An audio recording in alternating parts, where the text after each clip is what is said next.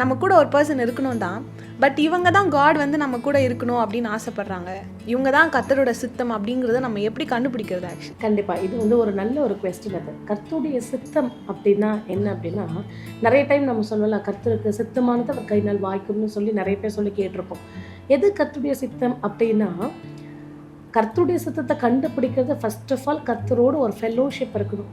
அதாவது ஒரு ஐக்கியம் இருக்கணும்.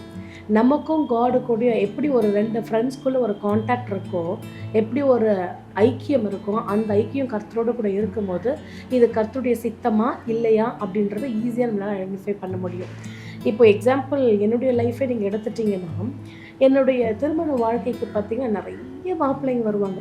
அப்போ ஒவ்வொரு மாப்பிள்ளை ஒவ்வொரு ஃபோட்டோஸ் எனக்கு வரும்போதெல்லாம், அந்த அலையன்ஸ்க்கு வந்து ஃபோட்டோ பயோடேட்டா வரும்போதெல்லாம், நாளைக்கு என்னை பார்க்க வரேன்னா இன்றைக்கே ஆண்டவர் பேசுவார், கர்த்தர் நன்மையானதை தருவார் அப்படின்னு சொல்லி. இது பார்த்திங்கன்னா பல பேருக்கு காட் சொல்லுவார். எப்படி தான் அந்த வசனம் வந்து என் கண்ணுக்கு மாட்டோன்னே சொல்ல முடியாது. மேபி வந்து போகிற ரோட் சைடில் பார்த்துடுவேன், இல்லை வெளியில் பார்த்துடுவேன், இல்லை யாராவது வந்து ஒரு கிஃப்டாக என்கிட்ட ஒரு வசனத்தை கொடுப்பாங்க, பார்த்து அது அந்த வேர்ஸாக இருக்கும். அப்படி கர்த்தர் நன்மையானதை தருவார் அப்படின்னு சொல்லுவார். அப்படி சொல்லி சொல்லி சொல்லி கிட்டத்தட்ட பல மாப்பிள்ளைங்க வந்து ரிஜெக்ட் பண்ணும். ஸோ கடைசியாக இப்போது நான் வந்து ஒரு பாஸ்டர் திருமணம் பண்ணியிருக்கேன். இவர் எப்படி என்ற ரைட் பர்சன் அப்படின்னு சொன்னார்னா, ஆப்வியஸ்லி வசனத்தை கொண்டு தான். ஸோ ப்ரேயரில் உட்காருமா, Lord if it is your will let it be done அப்படின்னு நம்ம கேட்கும் பொழுது ஆண்டவர் தெளிவாக வசனத்தை கொண்டு தான் பேசுவாங்க.